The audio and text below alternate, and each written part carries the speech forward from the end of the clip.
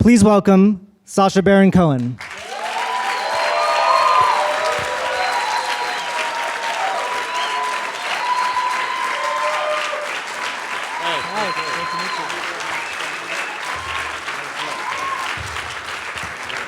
You got your microphone there.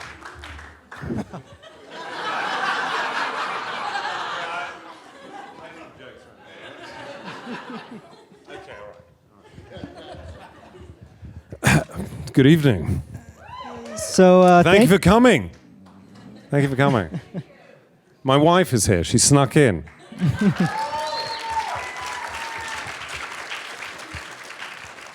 So Sacha, the first time that we all caught wind of this show was only about a week before it started airing. I think it was around July 4th last year. At that point, how long had you been working on this show? It'd been close to 2 years. Wow. Actually. So, yes, there was a debate as to... I didn't want to do any publicity, mainly out of laziness. And, I mean, is there a purpose in it? I mean, you see the not Avengers, for this show. whether they... Yeah. But also because I was scared that some of the people we'd interviewed would then try and injunct the show. So if they knew about it, they'd come out and say, you know, we're going to go to the judge and stop the show coming out. And that happened anyway. Within that 1 week, people started coming out of the woodwork and saying, I think that I may be on this show and I want to try to get ahead of it. So how did you feel when that started to happen? It was bizarre because the first person who came out thinking that they were on the show was Sarah Palin. And I was in Morocco at the time shooting something else. And it was, I mean, she was getting head up. She was going around the talk shows and talking about how outrageous it was that we'd put her in the show and talking about, you know, saying this is disgusting and it's on Showtime at 10 o'clock Sunday night. She was literally promoting a show that she was not in. And I was there in Morocco on set, and I had this dilemma, which was, you know, I didn't want to reveal that she wasn't in the show, and yet part of me wanted to correct her because she was spreading some misinformation, which I know is quite a popular thing to do now. And, you know, I was particularly worried because obviously Ms. Palin is known for her factual accuracy. I mean, and she's got fantastic eyesight. I mean, after all, she can see Russia from her bedroom, so... And so at that point, you already knew she wasn't in the show, so did you consider putting her in the show, or was it funnier to you that she wasn't in the show and was actually out there promoting it? The latter. Yeah, I quite enjoyed that she was... I mean, she was saying that I was a disgusting person, that I had... she mistakenly accused me of imitating a veteran. But the problem was, I mean, the interview wasn't very good.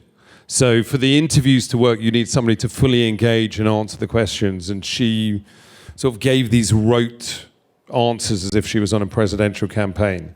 So, yeah, just like her candidacy for vice president, she wasn't good enough to make the show. So. You did give her a credit at the very end in the last episode, I believe, as a special publicity consultant, inadvertent. Yes, I put in brackets unintended. Yeah, which I enjoyed. I enjoyed that. But I did hear that you did get some pressure from Showtime to include her because everyone was kind of waiting for this Sarah Palin moment to happen. And as the audience, we didn't know that it wasn't coming. Yes, I mean, there was, you know, Showtime, you know, put quite a lot of pressure on. They were saying, you know, everyone's talking about this, you've got to put it in. And I was saying, it's not funny, I'm not putting it in. Then a few days would pass and they'd say, you've got to put it in, everyone's talking about it. But ultimately, I was not that concerned with how many people would see the show. Mm-hmm. Is this being filmed? It's probably, that's probably made me unemployable. I was more concerned with the quality of the show, so right. I didn't really want to compromise with something that was a 5 out of 10, you know, just to do it for the PR. Yeah, I mean, I know you're known for your incredibly high standards. I actually interviewed Larry Charles not too long ago, and he was talking about his experience working with you on Borat and Bruno, and basically saying that there were scenes that you would shoot, and he would say, "This is brilliant. It has to be in the movie," and you were the one who said, "Nope, not getting enough laughs." Is that right? So yes, I'm pretty rigorous. What I've sort of encountered over the years is that you'll be in a writer's room, you'll be around people who've actually made the movie, and we think it's fantastic. And there's a famous quote, which is, I'm going to misquote it, but it's something like saying that an audience can be made up of imbeciles, but together they're a genius. And that's always, the principle that I've used when I've showed material, where if the audience laugh and you have 100 people, then it's funny. And you can argue and say, well, we thought it was funny. If they're not laughing, it's not funny. Occasionally, it leads to real confusion. So there's two reasons why an audience don't laugh. Either one, it's not funny, or two, you've cut it wrongly. I'll give you a quick example, if I may. Yes. So on Borat, who here has seen Borat, the movie? Thank you very much. I just wanted you to cheer. I knew you'd seen it anyway. And the other films, not that many people have seen. But anyway, that one was it. So anyway, there is a scene in it, I don't know if you remember, where Borat goes to a Jewish bed and breakfast. He doesn't realize they're Jewish, and at one point he realizes they're Jewish, and he eats some food, and he's told that it's kosher. And the moment I'm told it's kosher, he spits it out. And it wasn't getting a laugh. And I was like, why is this not getting a laugh? That's funny. He's spitting it out because he thinks it's kosher. And in the end, I went to the editor. I go, it doesn't make any sense. So I said, you know what? We're going to go frame by frame. And we went frame by frame, and we found out that 3 frames before the spit, an editor had stuck on a special effect, a sound effect of spitting. So I said, all right, let's shift it, let's sync it up, let's sync up the 3 frames, and let's double the sound effect. And then we put it out, and it got a huge laugh. So it's interesting, in comedy, some of it is about the clarity of the punchline. People talk about delivery or timing, but it's really, and again, I know nothing about psychology, but it seems to me that often a joke is you're heading in one direction, and at the last moment you head that way, and the brain is expecting it to go that way, and that kind of angle is the size of the laugh. This is sounding fucking boring, isn't it? You thought it was all just going to be dicks and things with what's been up my bottom, and yeah. So anyway, we call that the double reveal, that basically the brain... Jesus Christ. This is all I'm going to talk about. I'm talking about frames tonight. Yeah, frame by frame. What we worked out was that the brain is hearing a noise, spitting, and it can't see what's going on. So the brain is so sensitive as to be aware of, minuscule differences. Yeah, wow. Can we delete that from the streaming service?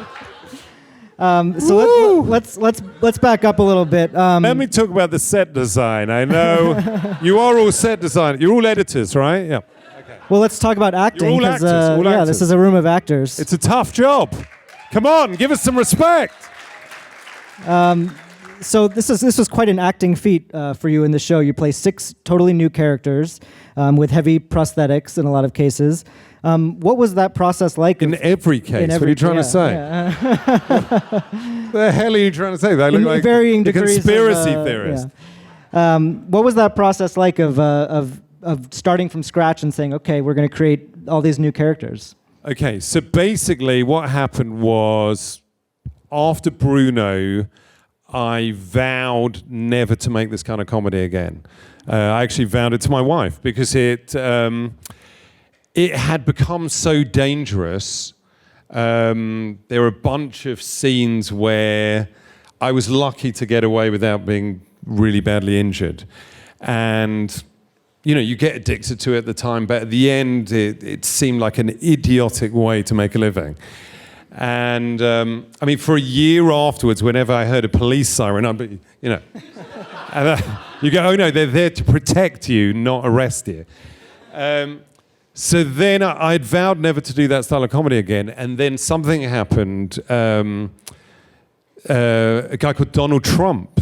I don't know if you've heard of him. He got into office, and on the, I think it was like a couple of Sundays in, or a couple of Saturdays in, he introduced something called the Muslim ban, or the immigration restriction thing, whatever they call it. I was like, okay, I am very, very angry. I have to do something about this. And the only thing I knew how to do was actually to go undercover again. So I set myself an acting challenge. I decided for 10 weeks, every week, I would start the week and start writing a character and come up with a voice and a physicality and a body shape and an entire backstory for that character. And then by the end of the week, I would film a full day with 3 real people. And the challenge would be, could I convince these 3 real people that that person was real that they were speaking to? So I did that 10 weeks in a row, and I didn't put any pressure on myself. I was like, you know, can I do it? You know, the characters don't have to be good. If they succeed, you know, then let's decide if I want to proceed with any of them. Were there ones that didn't succeed, that didn't make it in the show, or that yeah, that you didn't bring out in the world? And what was the sort of reason why one do you think would succeed and one wouldn't? I think in the end, some of them were just funny, you know, and it felt at this time putting out a show that was just amusing, even if some were really, really funny, it wasn't enough. I wanted the characters to be relevant to what was going on in that last year. So characters like Billy Wayne, who's the conspiracy theorist, you know, I wanted to say something about the fact that fake news, you can't even use that term anymore because Trump has appropriated it, despite being the biggest proponent and spreader of it, which is extremely intelligent, by the way, to actually take, you know, the thing that you're most guilty of and use it as a weapon against other people. So these conspiracy theorists who had suddenly been elevated to the level of proper journalists and were spreading lies that had actually influenced the election, things like Pizzagate. You know, obviously this disgusting allegation that Hillary Clinton had been running a pedophile ring under a pizza parlor, which actually sounded like a good business plan for, you know, in some countries. But so I wanted to say, you know, so he was looking into that, the idea of, you know, fake news, this misinformation, these lies that actually swung the election. Then there was Iran Morad. I don't know if you saw him, Iran Morad, when I was in the Mossad. I mean, not in the Mossad. And the idea of him was to show the level of paranoia against Muslims, really, and the extreme sort of Islamophobia that existed, and what you could do to people when they're scared of a particular ethnic group. So, could you make somebody so scared of an ethnic group that they're ready to expose their bare buttocks and charge towards somebody they believe is a terrorist with the belief that their buttocks touching them would turn the terrorist into a homosexual? And the answer, surprisingly, was yes. And that particular lawmaker had to resign after that episode. Well, the amazing thing, and this guy, Jason Spencer, who, you know, his claim to fame was he had threatened an African-American person in the Congress there with being drowned in a swamp nearby. So this was, you know, he's not your characteristically kind of nice guy. So in that interview, he dropped his buttocks. Sorry, he had not dropped his buttocks. That was me. That was a fat suit I was wearing. He had exposed his buttocks. He'd taken upskirt photos. He'd screamed the N-word 4 times. And he didn't resign That was the amazing thing. You know, it took him 72 hours to resign. Yeah. So I think that that's indicative of the political culture that we have now. With the highest office in the land, you have a man who doesn't exhibit any of the characteristics that we would associate with the president.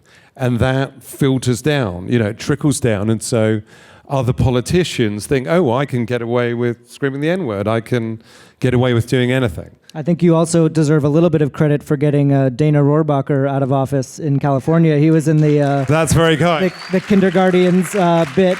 Well, Dana Rohrabacher, I mean, it was interesting. There was a school shooting on the day that we'd shot with him.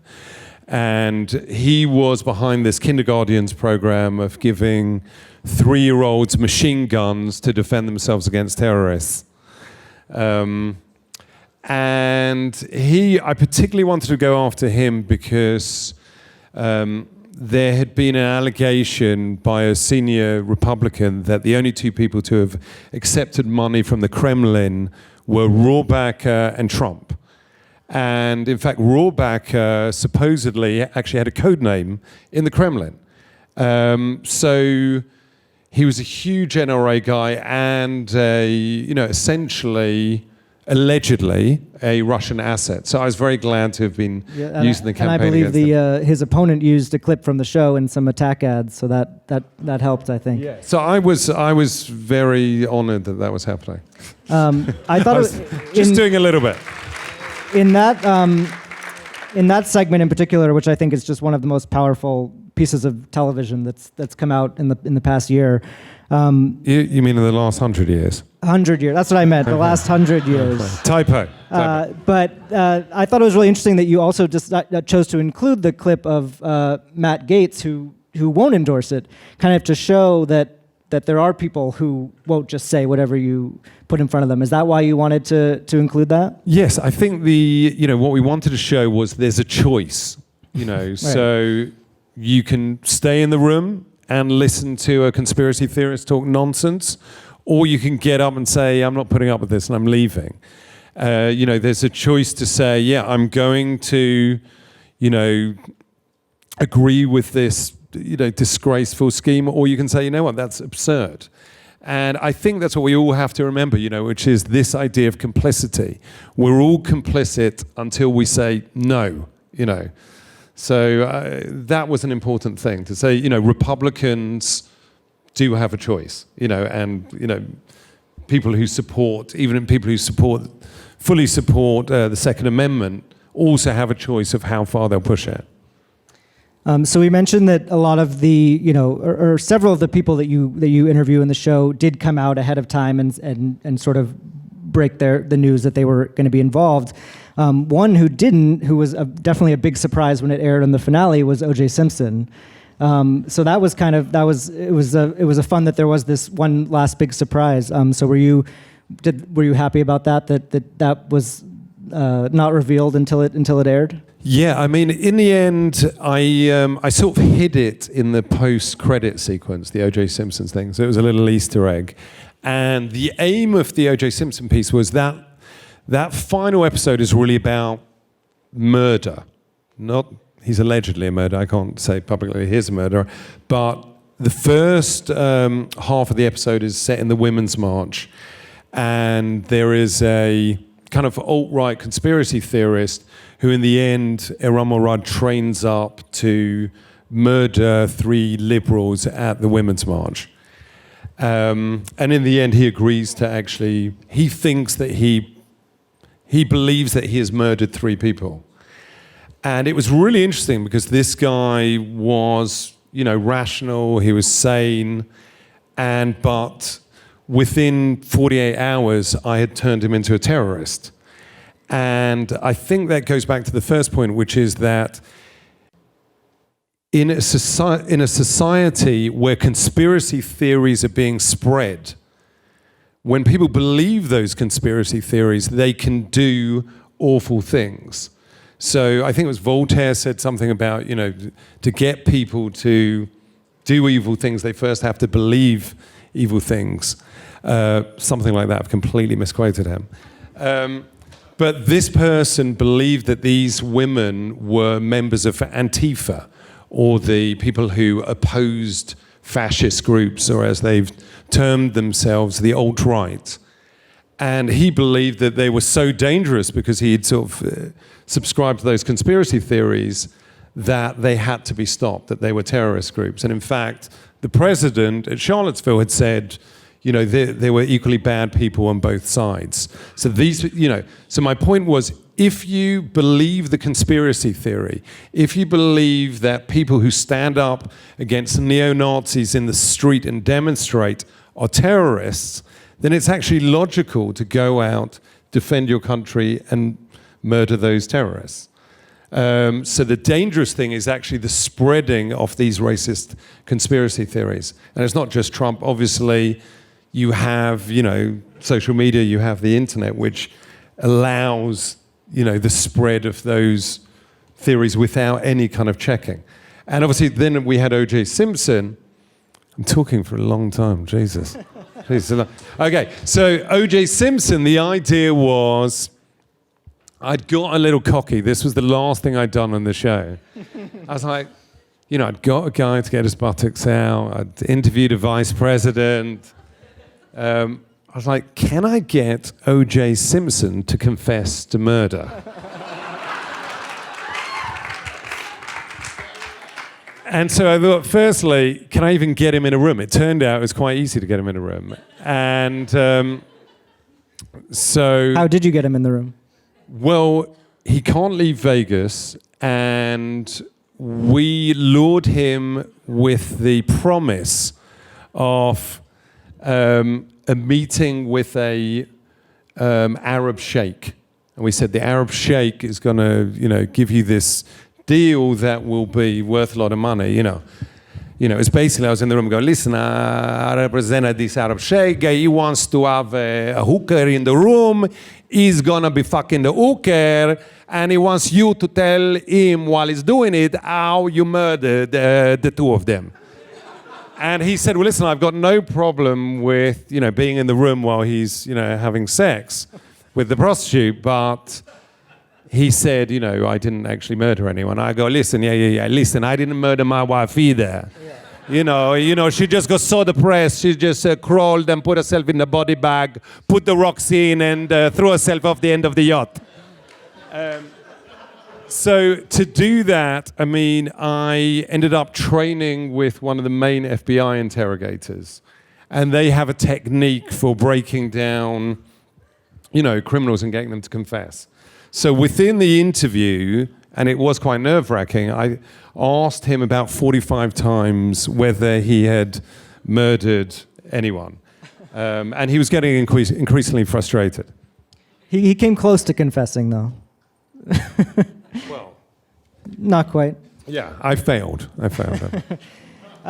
So I know you did an event like this with Sarah Silverman last week, and so I asked her, I reached out to her and said, you know, what should I ask him? And all she said was, ask him to tell his Ben Carson story.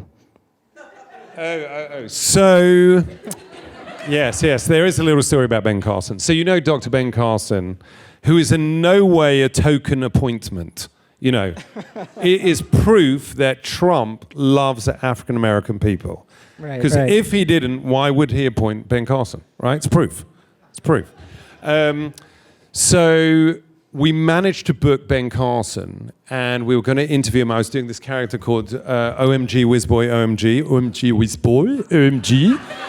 And which itself, I'll tell you later on about the creation of that character if we have time. So we book him for this hotel in DC called the Mandarin Oriental. I think that's the one anyway. We get there and there is Secret Service everywhere. So it turns out that there is a conference there, Condoleezza Rice is there, a bunch of people are there, and there is Secret Service throughout the building. And they estimated, we had an ex-Secret Service guy with us, and he said he thought there were about 80 to 100 Secret Service. So I was like, shit, I'm interviewing Ben Carson, he's coming with his own Secret Service. How do we end up, how do I, get him? So I had a room nearby the room I was interviewing him in. And I knew he was coming with his own Secret Service. And so I spoke to my lawyer. I said, what happens if he wants to see my ID? And he goes, well, you have to show him your ID. You know, that's illegal not to show him your ID. He will arrest you. I go, but then if I show him my ID, they'll know it's me and I won't get to interview Ben Carson. And I go, all right, what about, I go, I've got a fake ID. What happens if I give him the fake ID? He goes, then they will arrest you. I go, okay, what happens if I bend over and the fake ID falls on the floor? And he goes, and they pick it up. And he goes, that might be okay. It's very creative. So I get into the room, the Secret Service are there, they ask my ID, I bend over, it falls down, they pick it up, fine, I walk on, and I get onto, you know, in front of the cameras, Ben Carson's about to walk on, and he's got the press officer from the White House there. This is the press officer that's been there for many years, and he sees all these Shopkins that I've got there. And he goes, why are there he goes, what are those? I go, those are Shopkins. He goes, I know what they are. Why are there Shopkins here? I go, well, I'm going to unbox them with Mr. Ben Carson. And he looks at me, and the guy was smart, and he literally gave one look to the Secret Service, and Ben Carson's leg was coming in like this, and literally just pulled backwards. He went the other way. Then they alert the rest of the Secret Service that something is going on. And so I hide in this other room. Then we find out the Secret Service are coming to our room. I sneak in and I booked another room upstairs, go to the other room, and then again, we had this one guy who's Secret Service. He said, the Secret Service know you're here. They know something's up. They don't know whether it's an attack or something's going on, and they're looking for you. And believe it or not, some of the Secret Service were dressed as housekeepers and room service. And I was like, the guy said that, I think he's mentally ill. But we actually had some behind-the-scenes footage of Secret Service members coming and listening through the door. Now, do you know how the Secret Service listen through doors? This is how they do it. Seriously, that is how they do it. We've actually got footage of these Secret Service guys.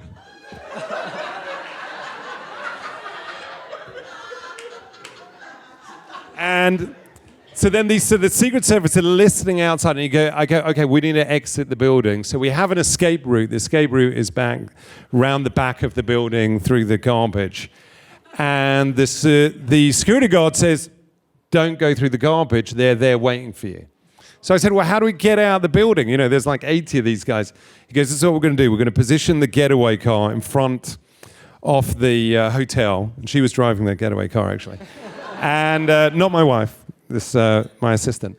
And so the getaway car's in front of the hotel, and he said, okay, we're going to go out through the lobby and head towards the getaway car. He goes, you've got 25 feet from the elevator opening to the car. And I go, what about the Secret Service there? He goes, if they come towards you, I'm going to take them down. I go, what? Why? He goes, because that's what I have to do to get you into the car. So I go, surely that's illegal. He goes, no, it's not. He goes, so I managed to, someone came to me, he actually didn't take him down, but managed to prevent him get into the car. Then we got followed by a police car for about 5 minutes, and they didn't pull us over. And so I managed to get away with that. Yeah. Wow. It's like a normal acting scene. I'm sure you guys do this. Did that tip off the Secret Service to what you were up to? Did it affect other plans? So I was in DC for 3 weeks. The first person I interviewed was Bernie Sanders, and actually his team were brilliant.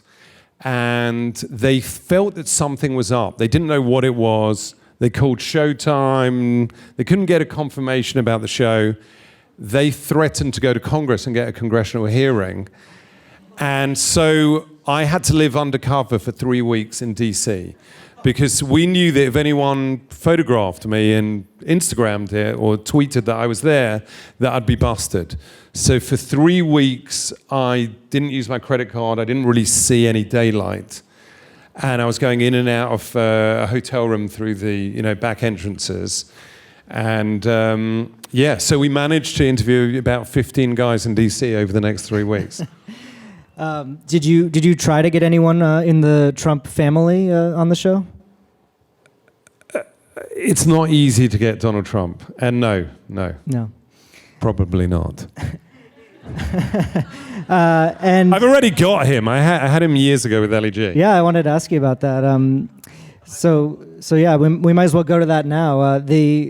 You had your initial interaction with Donald Trump was in 2003, I believe, as Ali G. Yeah. So what do you remember from that experience? So I'd interviewed, academics, Nobel Prize winners, heads of the United Nations. No one had ever kept us waiting before. He kept us waiting for an hour and a half. And then I remember just before the interview, he shouts, "Get me the mayor!" And I think it was Giuliani at the time. Of course. And he starts screaming. I remember him, "Have you fucking And I was really intimidated. I mean, since I've realized that actually it was probably a complete ruse and he was just doing it to intimidate us. Then he comes into the room and there's this very Oxford-educated blonde director that we had. He thought he was the guy interviewing him. And then I got introduced and I was like, "Easy now, what's up? What's up, my main man? Big up yourself, easy now, respect." And he took, big up the big Don, big up yourself. Wicked, yeah. Toilets made of gold, aye? And he looked at me and he did not want to sit down with me. And he immediately said, "Let's make this quick." And so he stayed about 8 minutes, which is pretty good because I was talking complete nonsense to him. I was pitching him a business scheme where he would invest $100 million in making ice cream gloves, which you could wear when you were eating ice cream and it would stop the ice cream dripping onto your shirt. What does everyone like? Ice cream. Yeah. What does it do? It drips? Wicked. So what is my idea? He goes, "Non-dripping ice cream?" What? That is a fucking brilliant idea. Is that? No, it's the ice cream glove. And basically, during the interview, I asked him, because later on he came out and goes, I was the one person who saw through this. I got out immediately and got out. My question is, if he saw that it was fake, why would he have claimed, as he did, that human beings have been trading in rocks for millions of years? Because I asked him, I go, how long has people been doing business? And he said, well, human beings have been trading in rocks for millions of years. Now, the actual answer is human beings have been trading in salt for somewhere between 3 to 10,000 years. So it was a foolish thing to say. So it seems hard to believe that it was intentional. And then that led a few years later in Borat. There's a scene where you're defecating in the garden of Trump Tower. Was that kind of? Yes, that is correct. That is correct. Was that a kind of payback for what happened with the original? Well, not a interview? payback. I always knew he'd amount to great things. I always had faith in him. So I thought I should defecate in front of his tower. And then actually in another movie, he ends up contracting HIV as well, which is now completely curable, which is fantastic. So I don't see why he was upset by that. So speaking of Borat, I actually watched it for probably the 15th or 20th time today before this interview, and it's just as great as ever. And I think, for me and for a lot of people, the hardest time that I've ever laughed in a movie theater is that naked fight scene, which I don't know what it is about it, but it brings out something in people. What do you remember from filming that particular part of the movie? I've blanked it all out. No, I remember, so basically, I wrote it with a couple of brilliant writers, Peter Bainham and Dan Mays and Ann Hines. And I wrote it with me sitting on his face. And then we got into the room, and we're like, the director, Larry Charles, said, actually, it's funnier if he sits on your face. And I go, no. Is it? Read the script, Larry. In the script, I sit on his face. So anyway, Ken Davician, a fantastic actor, was, he's a big guy. He's a big guy.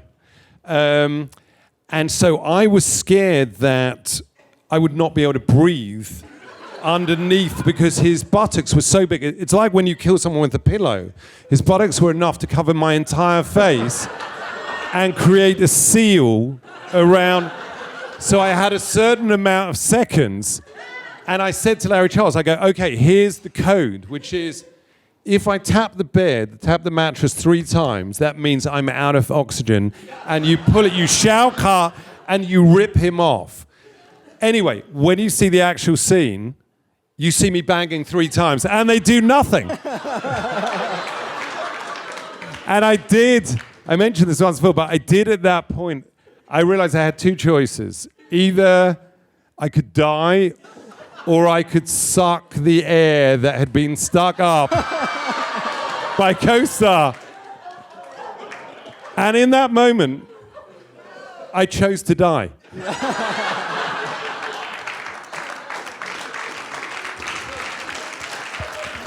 So the climax of that movie is the Pamela Anderson kidnapping scene, which there's been a long debate over whether she was in on it or not. So do you want to clear that up for everyone now? Was Pamela Anderson in on that moment? So she was the only person in on that movie, yes. She was, I think, otherwise it would have been Kidnapping. Right. And we did that scene twice, actually. The first time we did a book signing, and I grabbed her over my shoulder and ran out with her, and no one did anything. I was like, what kind of fans are these? And so we did it again, and they started running after me. And I turned, and I didn't realize, but she actually clipped her jaw. And she's actually amazingly brave. She lost 2 things. One, she lost a tiny bit of bone from her jaw, so she should really have gotten an award for that. And secondly, she lost her husband. So my wife is, no? Yeah, it's okay. So later on, Kid Rock saw the movie. And I texted Pamela Anderson, and I said, how did it go? What did you think? And she texted back, he's getting divorced. I was like, why? She goes, the movie. And I thought it was a joke, but then a few weeks later they got divorced and they put as a reason for divorce, Borat.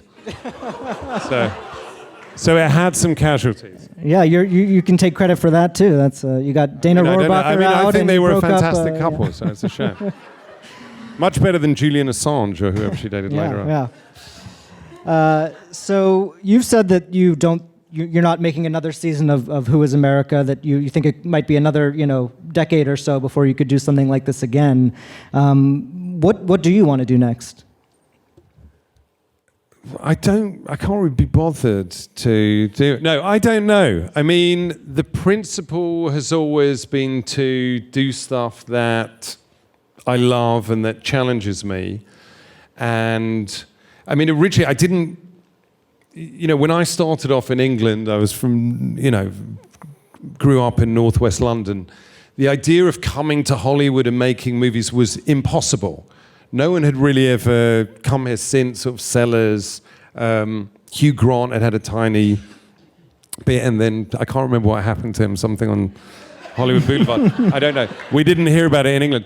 And so it was an impossibility. So when I started off, the idea was to actually, my dream was to join this theatre group called Theatre de Complicité, who are kind of physical theatre troupes. So the idea of actually making a TV show and then making a movie and then doing stuff that Americans would, or some of them would like, was literally beyond my wildest dreams.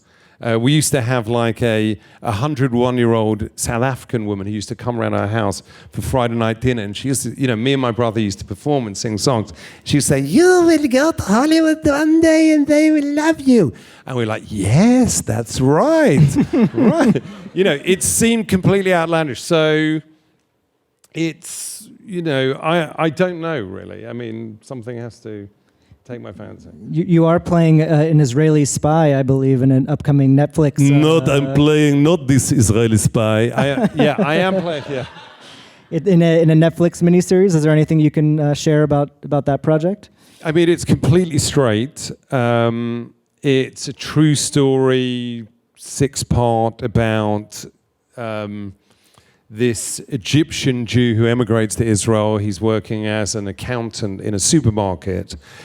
True story. And the Mossad pick him and to give him a cover as a multimillionaire, and he gets sent into Syria alone and becomes the deputy defense minister.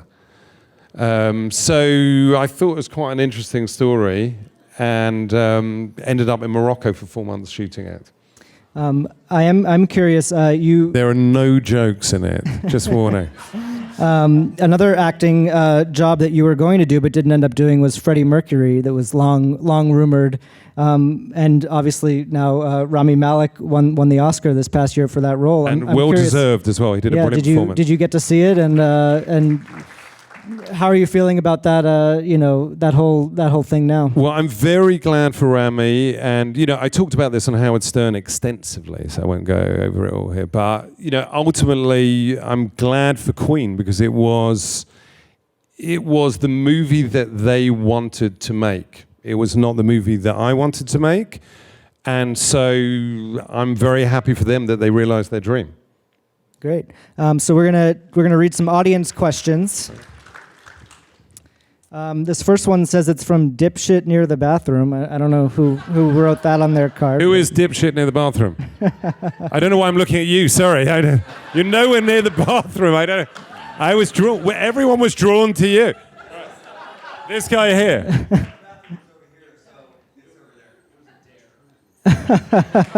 It worked.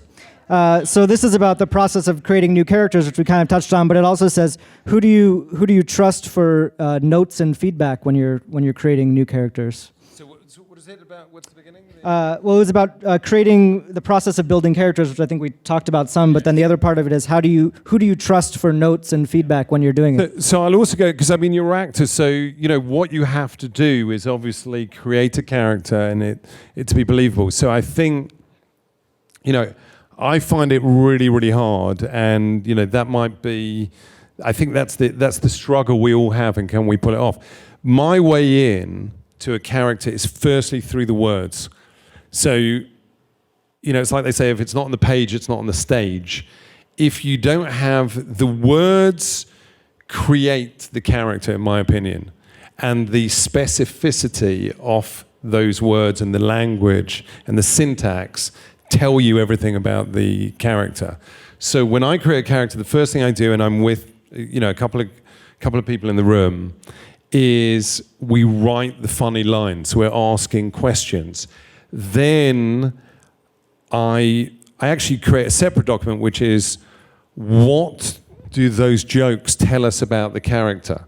So for example, with Ali G, there was a line I wrote, when is it legal to murder someone?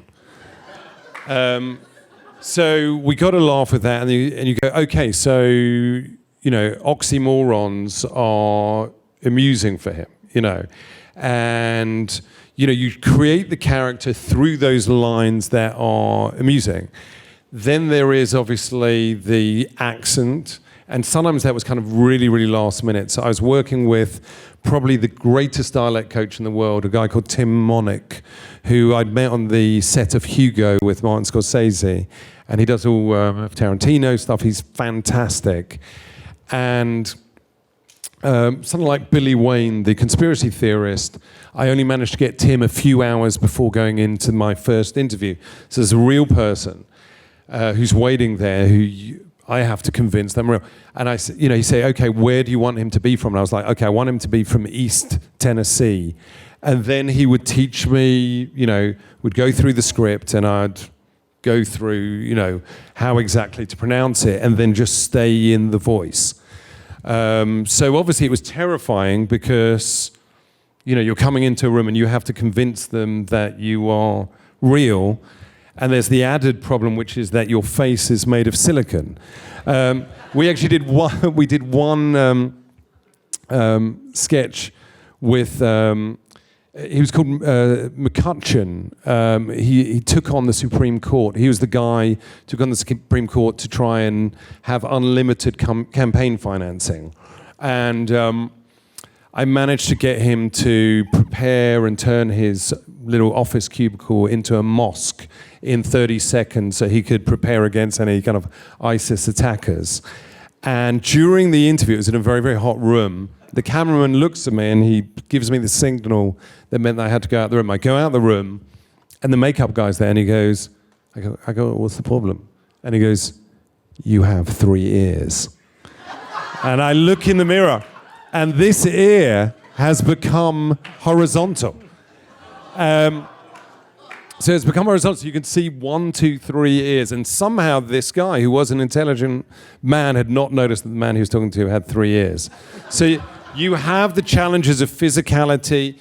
Also, the other challenge with this, which I think is great, is that you want to be able to, we call it, to become sort of locked into a character, which means once I'm in, and you want it to be imperceptible for somebody to see through the character. And it's obviously hard. You've got a silicon face, you're faking everything. And so what I do is I try and learn as much backstory as possible. So, where did you come in? What hotel are you staying at? Tell me about your childhood, your first wife. We had one situation where Vice President Dick Cheney came in, and I was wearing an Israeli army uniform.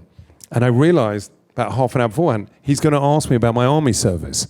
So we had a guy with us we were doing that kindergarten section, and he was a weapons expert, an Israeli weapons expert. He'd done some operations there. And we were carrying around, we had a truck that we were taking around DC with machine guns in and rocket launchers. Actually, at one point we got stopped by the Secret Service about half a mile away from the Congress, and they opened up the back. They saw all the weapons, checked us, and they're like, fine, move on. And so I realized Dick Cheney's coming in. He's an intelligent guy. And so I said to this guy, I go, listen, tell me about your military service. And he goes, what? How much? I go, everything from the beginning. He goes, when I was 7 years old, I went to school. I had a lunchbox in one hand and a gas mask in the other. And that's when I knew I wanted to be a soldier. And he takes me through all his military service for half an hour. Dick Cheney comes in and he says, all right, before we start the interview, who's interviewing me? Sees me. He goes, soldier, come with me. And we sit down and he decides to grill me. And he goes, soldier, tell me about your military service. I go, Vice President Cheney, when I was 7 years old, I went to school with a lunchbox in one hand and a gas mask in the other. And then I went through the entire military history, and it was true, and so he believed it.